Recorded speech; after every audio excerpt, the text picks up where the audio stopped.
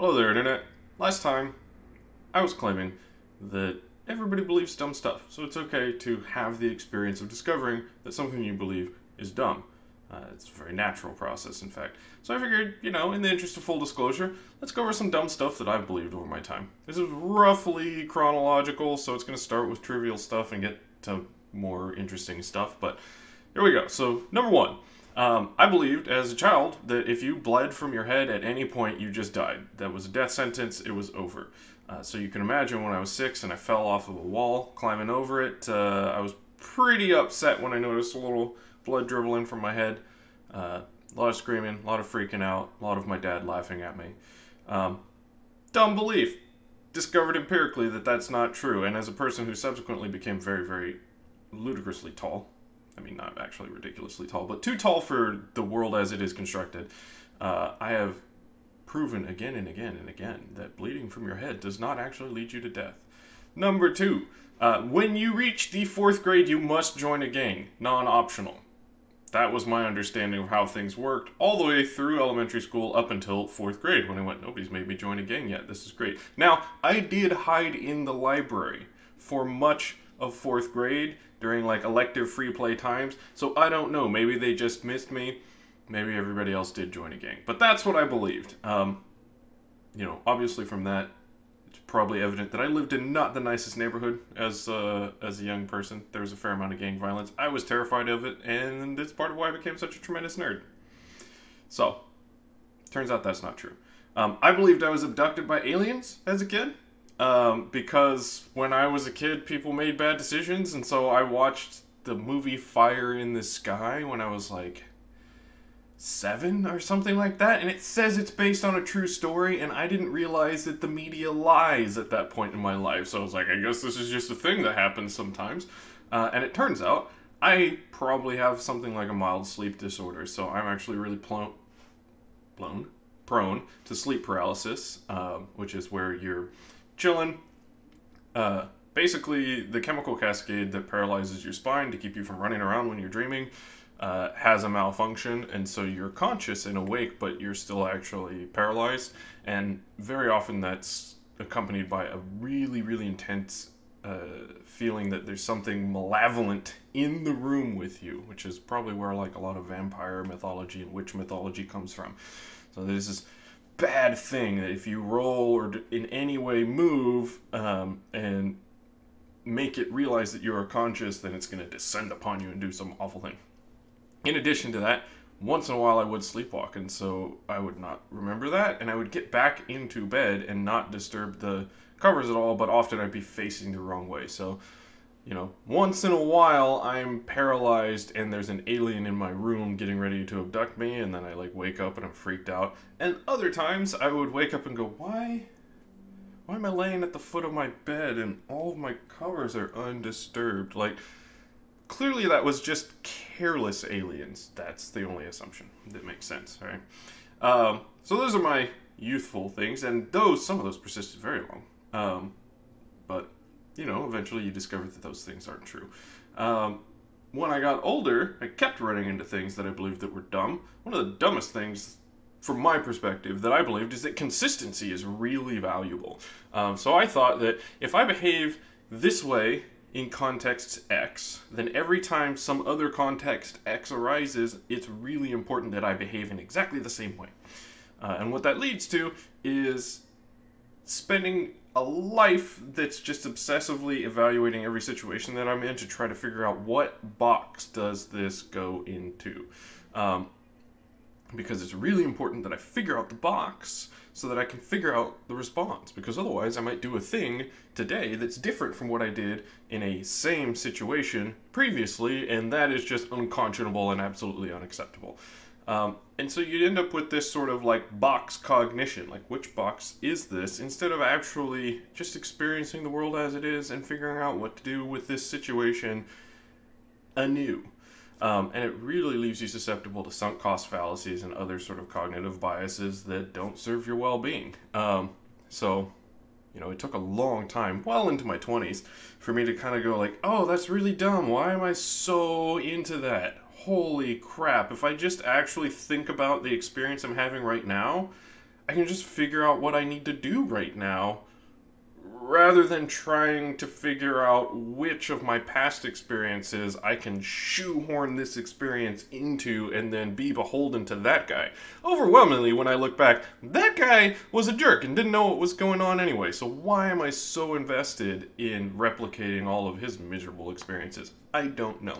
So consistency is very valuable, and we should always strive to be perfectly consistent with the way that we've been in the past. Dumb. I don't know. Took me a long time on that one. Number 5, that there's a real me, and that it's important for my happiness that I am always consistent with the real me. So you can see how it links up to previous dumb belief number 4. So this guy exists, and he's the real me, and the sort of me that arises in response to any given situation in my life, that's fake, that's artificial, that doesn't count as being authentically who I am. Now, with a little bit of inspection, it turned out that this guy, this real me, basically never existed, and was every bit as artificial a construct as any thing that I might bring to bear on a given situation. You know, human beings put on personalities constantly in response to different conditions. You know, the way that you behave with your parents is different from how you behave with your peers, which is different than how you behave at work, which is different than how you behave when you're in front of an audience. And that's fine. That's a totally normal process. Audience adaptation is a fundamental skill of communication, period. That's normal and good if you're able to do that. And the guy that I was convinced that it was important that I should be is somebody that I literally never am. So it was this very sort of austere, contemplative, sincere sort of dude who I don't live that life, right? I think a lot, I guess. I'm told that I do, at least. But I'm actually generally pretty irreverent, not super serial about anything, so yeah, that guy didn't exist, right? But holding that guy up as this is the thing that I should be was a wonderful way to immiserate myself in any given contest, because no matter what, I felt fake, I felt disingenuous, I felt like I wasn't relating to people in a meaningful way, because, oh, if I was relating to somebody in a meaningful way, I would be the real me. Didn't exist. That guy, a ruse, right? Throw him out. So now, I get to cruise through life just being whoever arises in response to the conditions I find myself in, and it's great. And I generally like a lot of those sorts of people that I happen to be, so that's fun. Number 6, and this was a doozy, the experiences are either right or wrong. Like, there's a world out there, right? And you and I experience it. And there is one privileged, true way to experience that, whatever events are unfolding. And you are correct to the extent that your experience matches up with the true experience that's intrinsic to this set of causes and conditions. Now, conveniently, the experience that I was having was the right one, 100% of the time. Who knows how that happens? Now, today, usually I make like digital notes, but today I'm actually using a piece of paper, so let's see what's happening here. What did I put on the back of this? This isn't related to this. I'm surprised. So, yeah, like, it's real convenient that the experience that I'm having is always the right one, and if you're having a different experience, then that means you're wrong? That's awfully self-serving. But that one, took me a long time to shake, right? Like, the world is complicated and huge. There's so much information available that first off, it massively exceeds our senses, right? Bees are out there responding to the way that flowers reflect light in the ultraviolet, and we can't see the ultraviolet, right? So bees are having a different experience, and they're not wrong. It helps them get to nectar reliably. And there are shades of that, like different versions of that going on across all of our senses all of the time. We don't have all the information that's available. And then, even the limited subset of information that we get, we have to process tremendously before it becomes anything that's actually useful to a human being, right? You don't actually detect every photon passing through your cornea and impacting your retina. You don't actually detect every pressure wave that impinges upon your eardrum.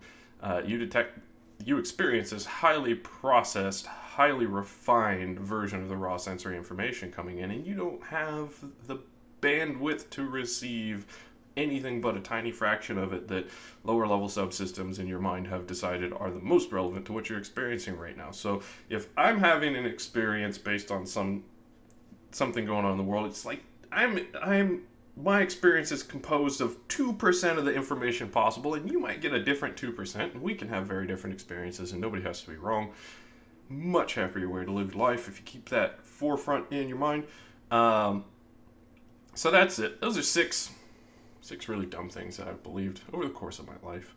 But it's fine, right? Because I don't believe them anymore. I believe other dumb things, almost certainly. But you know what? I discover them day by day and go, okay, well, that wasn't very bright. Let's see if we can do better the next time. And life's an ongoing process of getting better and better and better. Incrementally, we move towards being more effective, more happy human beings to engage more constructively with this life experience that we're having. So when you discover that you're believing something dumb, celebrate. You just got better. You're one step further on the path of being a happy human being.